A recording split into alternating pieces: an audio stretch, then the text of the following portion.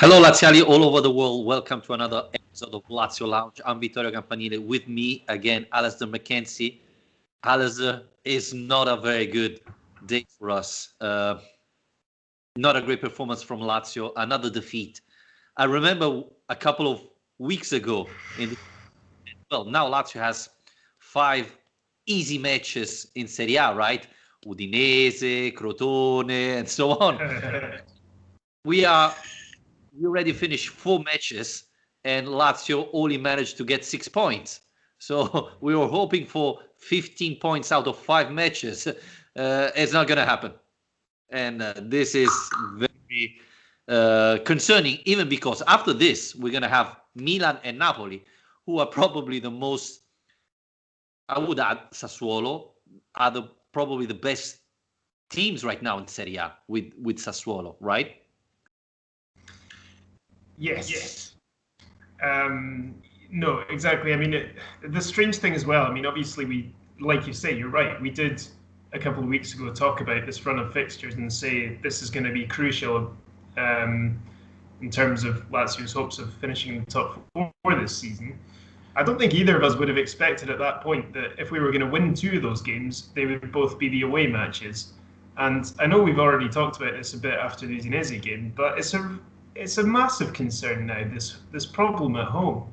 That's 6 games. Lazio won 1 of them, and they've lost half of them. And, 2 of those defeats being against Udinese and Hellas Verona, it's simply not good enough. And they are the kind of results where, by the end of a season, you can't really complain if you don't finish in the Champions League spots if you're losing these kind of matches at home. So that, for me, was the biggest disappointment, really. Above all, was just another bad result at home and another bad performance to go with it as well. Sorry, Alasdair. At Lazio Bologna, were you at the stadium? No, I wasn't. Yesterday, you were at the stadium. Correct. I know where you're going with this. And sorry, at Lazio Udinese, where were you? I was at the stadium. Are you suggesting that I have some involvement in these results? You said it. You said it. I didn't say nothing. Just coincidence. Well, you know what? I mean, as our Patreon subscribers will know, we do post-match reaction videos. And the one I did last night, immediately after the match, that was pretty much the first thing I said, was that I can already hear your voice in my head accusing me of being responsible for this. But no, I mean, look, it's a difficult one in a way to assess. For me, it was almost the complete opposite of the Spezia game.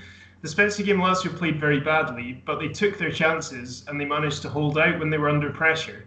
In this game, Lazio didn't take any of their chances, really, apart from Caicedo's, which was brilliant, and then absolutely gifted a couple of goals away.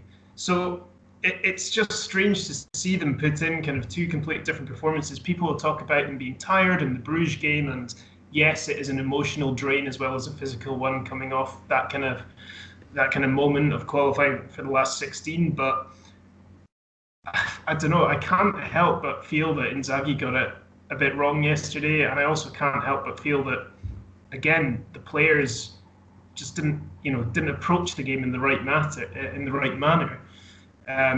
There was that worrying report, just before the game when they're doing the warm-up, and that Inzaghi had to basically step out onto the pitch and start shouting at the players, telling them to lift the intensity of the warm-up. And I think that says an awful lot about where Lazio are at right now. It is all a bit sluggish. It is all a bit slow. And against a team like Verona, who are so well organised, joint best defence in the league, you're just not going to get through them with that kind of lack of intensity. I think we have so many things to talk about today. But what would have happened if Ciro would have scored the chance he had in the first half? This could be a completely different match. And I think some of our listeners said it already. Luis Alberto doesn't play. He's injured, etc. And Inzaghi picked Akpa Pro, who is a great player. We love him. But his skill set is completely different from Luis Alberto. For once, you have a player like Andreas Pereira, who should be, and we said it, right, the replacement of Luis Alberto. And when Luis Alberto is not available, like against Verona, Andreas Pereira should start. And this didn't happen. Again, I thought Akpa Pro played well, but I thought that Milinkovic Savic is not a regista, Leva is not a playmaker. We struggled. We weren't organized because we missed a skilled player there. I don't know, Alasdair. I mean, Inzaghi praised Andreas Pereira in the last press conference, but this was his match, right? I don't understand why he didn't start. Yeah, I mean, it suggests again just this lack of trust really in some of these rotation players, and I don't know why he doesn't trust Pereira enough by now, especially in a game like this. You're absolutely right. I was nodding vigorously to everything you were saying there because that's exactly how I felt. I think if you're going to be up against a team, you don't need to do. I know there was a quick turnaround before this game, but you don't need to do much research to know that Verona are going to come to Rome and be extremely well organised, defensively drilled, and very difficult to break down. That's not something we can complain about, by the way. I've seen quite a few Lazio fans on Twitter and social media complaining about, oh, they only came here for a draw or they only came here to defend. No. Who cares? They have every right to do that. Yeah. Getting a draw in Rome for them would be a brilliant result. And they executed their game plan perfectly last night. I don't really have any complaints about that. It's up to Lazio. It's up to Lazio as the favourite and the home team to have the wherewithal to get through that and to dominate the game in their own way. And they just didn't have any of that. The thing that frustrated me the most, and this is what I talked about in my post-match video a bit, was that we can't just blame the energy and the tiredness from the European games, because Lazio showed when they absolutely had to push at the end of that game, they showed they were capable of lifting the intensity. The last 10, 15 minutes of that match, even after the equaliser, the tempo of the whole match lifted. But when they really needed to push at the end, they did. They lifted the intensity, and that was when they started to actually threaten and they started to test Silvestri. That was also when Pereira was on the pitch. And I just think that made things even more frustrating for me, because I was thinking, where has this been the rest of the 75, 80 minutes of this match? Where has this intensity been? And that was right at the end. So as much as we can complain about tiredness and all these games, and that was the 7th game in 3 weeks, so there are a lot of them. Of course they're tired, but they showed at the end of that match that they were capable of a better level of performance, a better level of intensity than they were bringing at the start. And that for me is simply a case of bad preparation. Yes, and I don't think it's a coincidence that when Pereira came in, Lazio got more dangerous. I think it's obvious. Lazio needed a player like that, and you could see it yesterday. The other thing, and that's something that concerned me, Alasdair. Yes, the referee made a couple of bad decisions. You can see his body language was really annoying, and some yellow cards were absurd. But this doesn't justify a team being so nervous. I saw Milinkovic Savic. You're a professional football player. It's not the first match you play. He was so nervous, so frustrated. Same thing, all the other players. I can understand that this is a match where everything is going wrong, I think Verona had 2 shots on target. The first goal was going out, and it has been deflected. The second one is a terrible mistake from Radu. But still, you are a professional player.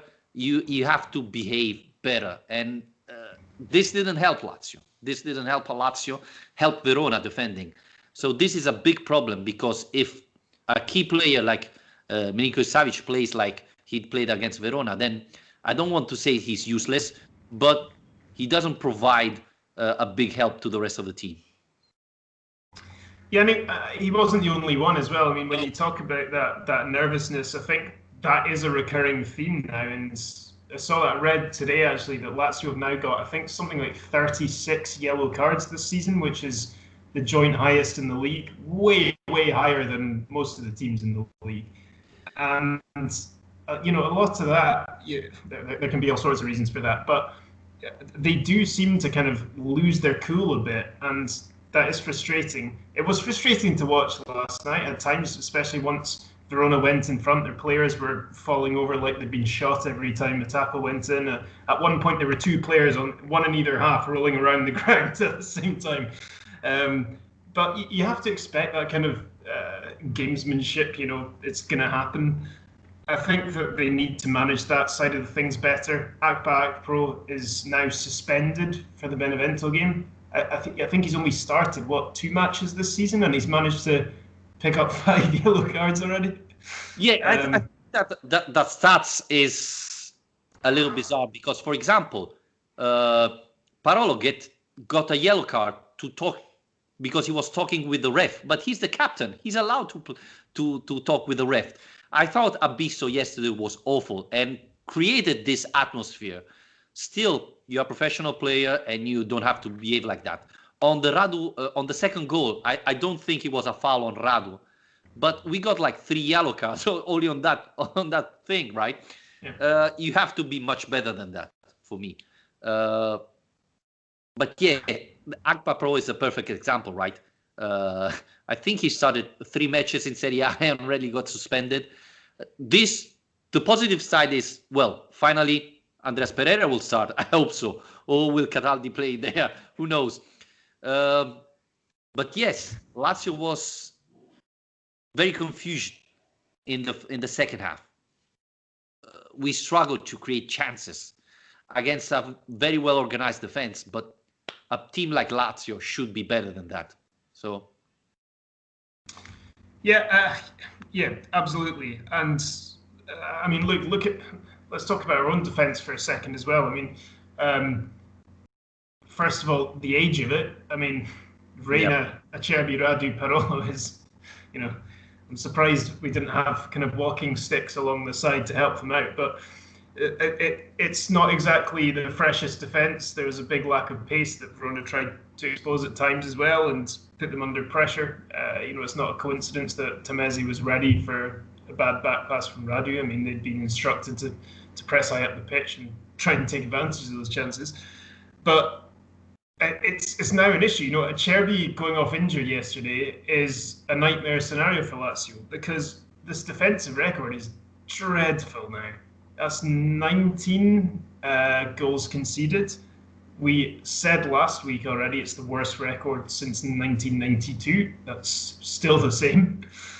And now we've lost the leader of that defence and the best player in it, potentially. We don't know actually yet quite how bad that injury is going to be. And I have to say, it didn't look that bad when I was there because when the board went up, he was saying, no, I don't want to come off. Which he would because he's Acerbi, but I think that the fact that he was able to run and walk on it at the time hopefully suggests it's not going to be too bad. But I do just wonder, first of all, it made me think about a couple of points which I'd like to ask you about, which is first of all, how much of an issue is the defence and how do we sort it? And second of all, should we be concerned about this being too much of an ageing team? Well, Alasdair, what I was thinking is for the second time this season, you prefer to play Parolo as a central defender instead of giving a chance to Nicolo Armini. I mean, we have it in the squad. Yes, he's young, and I can understand when against Inter, Inzaghi said, well, he's not ready for Inter. But I cannot believe that he's not ready for Verona. If he's in the squad, he should be able to play against Verona, Benevento, etc. Is it really a benefit to play Marco Parolo, who is 34, a great player, etc., but he's 34, 35, instead of giving a chance to Nicolo Armini, who is not Alessandro Nesta, but has been playing in the national team when he was 15, 16, 17, 18, 19. So I think all these Italian managers are wrong, or maybe Niccolò Armini has something special. So why not try it? And this is something I not sure what's happening with Simone Inzaghi. First year he gave a chance to everybody. Now he's completely different. We have Raul Moro. Give him a chance. If Caicedo is not fit, don't play Caicedo. If Correa is not fit to play, you have Raul Moro. Give him a chance. It's Verona.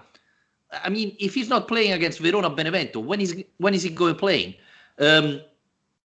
We have plenty of examples, right? We have Zaniolo for Roma. We have so many young, even Juventus have given a chance to the under 23 players, right? And Lazio hasn't got youngster good enough to play. I mean, come on. Why did now that Acerbi probably won't play against Benevento? I hope he doesn't play because this could aggravate his injury. Are we going to play Parolo or finally Armini is going to start? Or are we going to change formation? Or Cataldi. Yeah, which I see people already writing about, which just is quite funny how this happens every single time. Maybe it's a back four, but it never actually happens.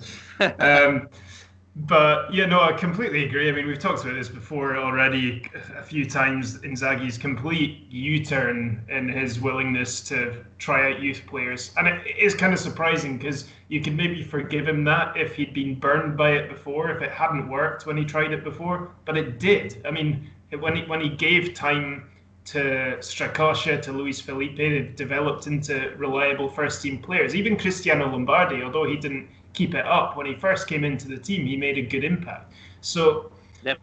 Alessandro Muggia, same thing. Yeah, it didn't work out long term, but he did make an impact in the first. So yeah, I mean, it's frustrating. You know, I did see it written that he didn't want three left-footed players in the back three, which is why Wesley Hood didn't start, for example. But it seems strange to care about that so much that you're willing to put Marco Parolo there. And look, again, the thing that I just couldn't help thinking about was how farcical it seems that we couldn't find space for Dennis Vavro in this squad. That you've got a guy, okay, fair enough, even if it's not Nicolo Armini and you don't think he's ready or you don't trust him or don't think he's good enough. Dennis Vavro is also young, he's about 24, I think. So it just seems crazy to me that you have this option there who's just completely been frozen out of the squad altogether. And yes, didn't have the most convincing first season, but come on, I think we've just got to give him a bit more of a chance.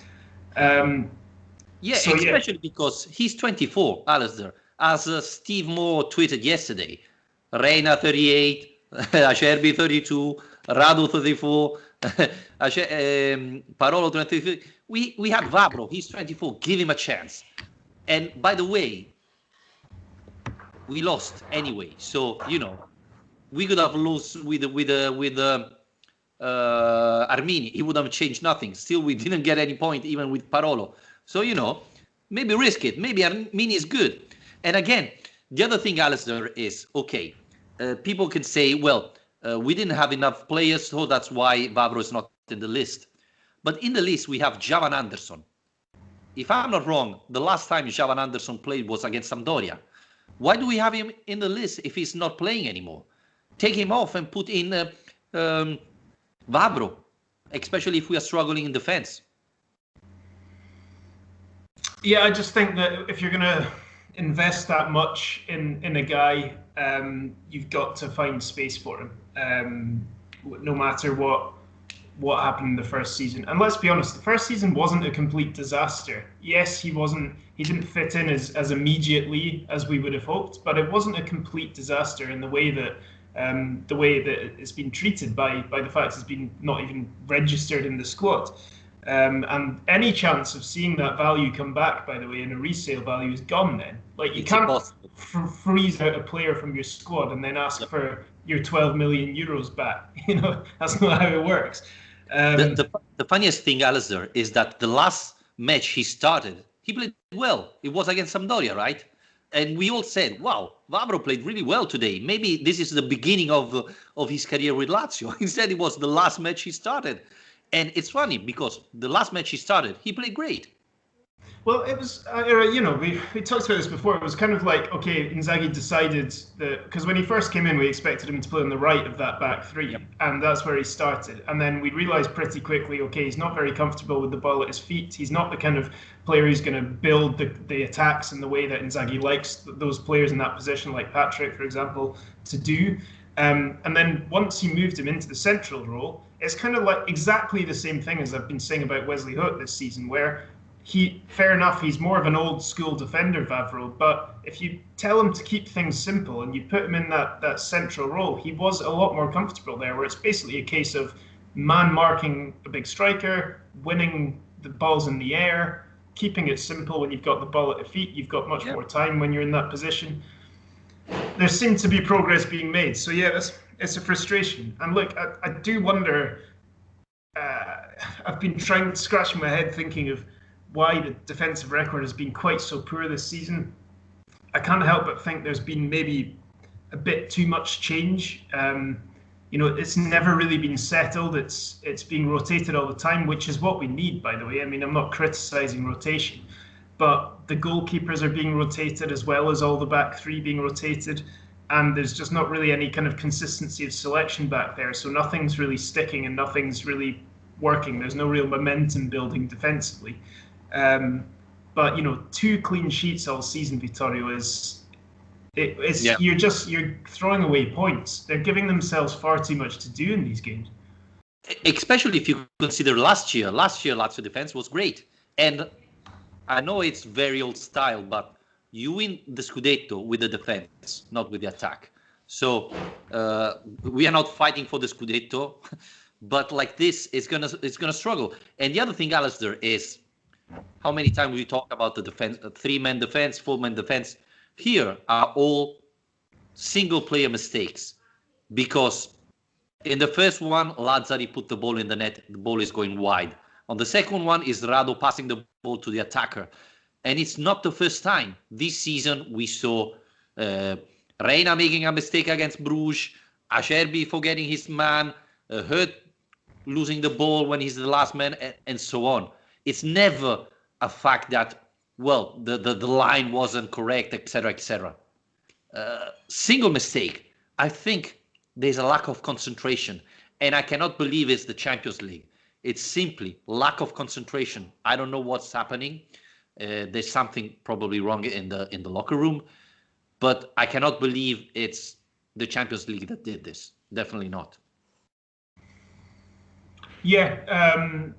I mean, in individual mistakes, it's hard not to think about the mentality question again, and just that concentration that you need. Yes, that can be linked to tiredness, but if you think about the players who are making these mistakes, Radu hasn't been playing every 3 days, so it's not really something he can point to, for example. And that was a bit of a highlight. I felt a bit worse for Lazzari because it's a split-second movement. It's an instinctive thing to try and protect his goal, and so it's not nearly on the same level as a mistake for me. But yeah, I mean, the other thing I was thinking during the game was kind of, I do worry a bit that as things are getting a little bit worse in the league, and this has been a damaging weekend for Lazio, because not only have we lost, but every single team above us has won. We're recording this between the Juve and Milan game, so I don't know about Milan yet, but nevertheless, everyone has earned points apart from Lazio. And I do wonder, it did feel a bit like the kind of calamity at the end of last season, post-lockdown, when Inzaghi was just so, I don't know, belligerent in the way that he continued to select all the players he trusted the most. And it felt a bit like that yesterday as well, where I did not expect for a minute Milinkovic-Savic and Ciro would both play 90 minutes, because they both looked exhausted, especially Sergei.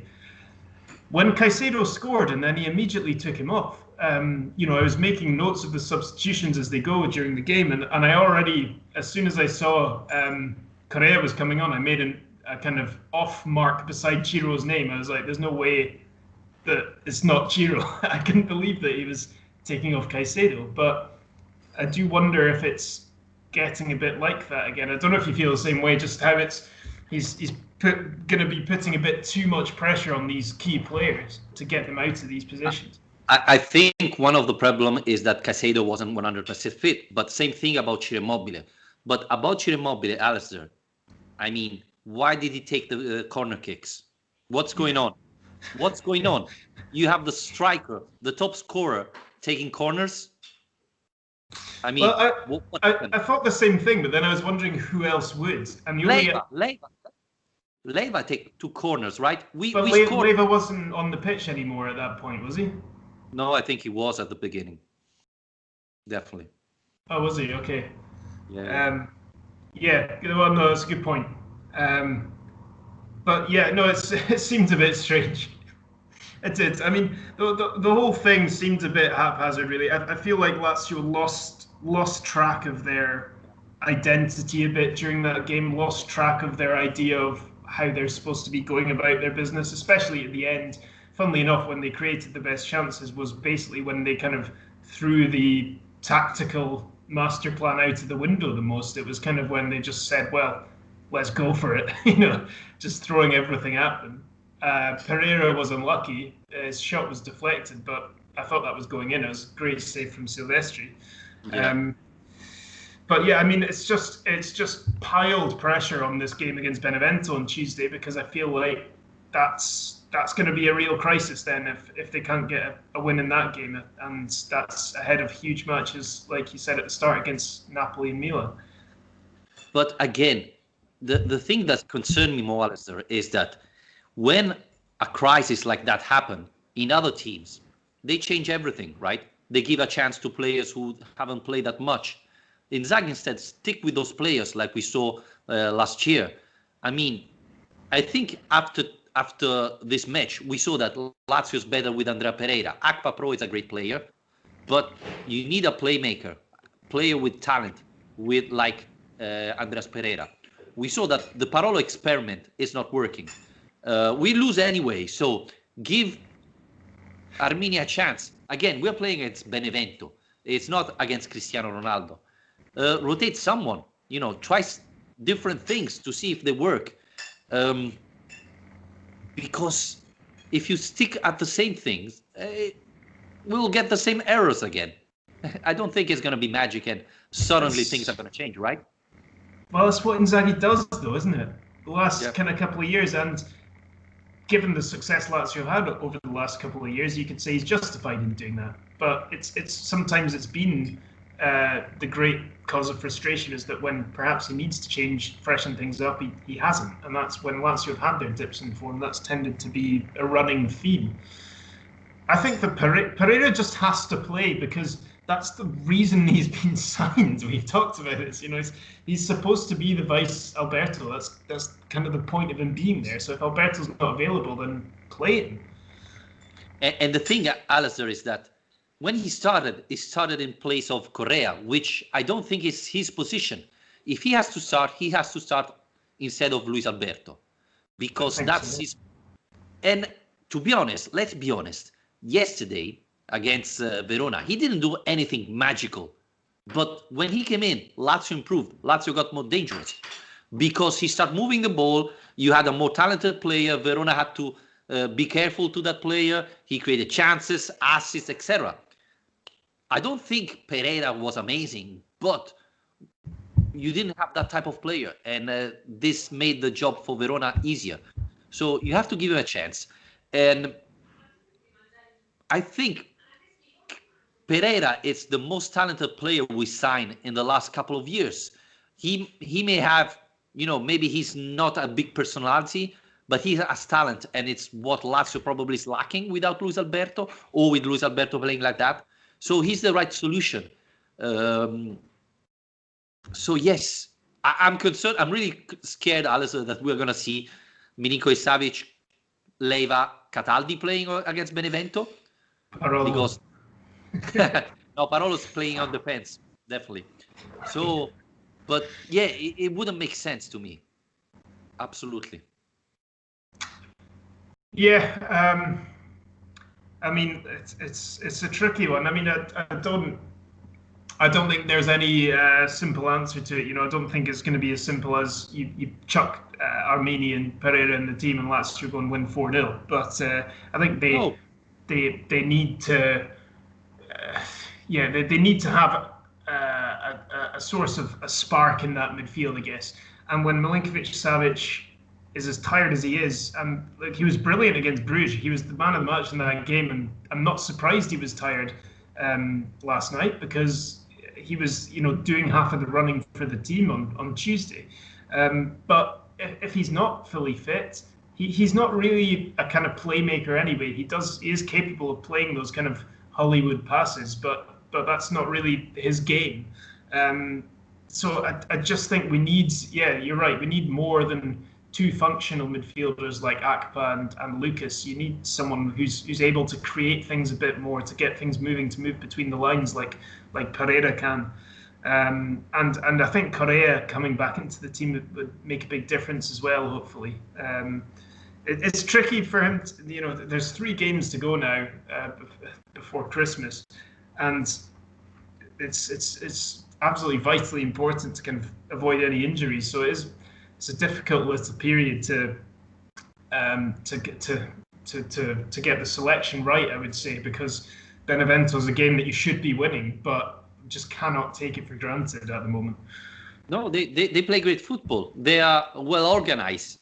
So it's not going to be easy. It's not something that it's not given. You have to do. You have to play and score, which is something that we are struggling, right? To play football.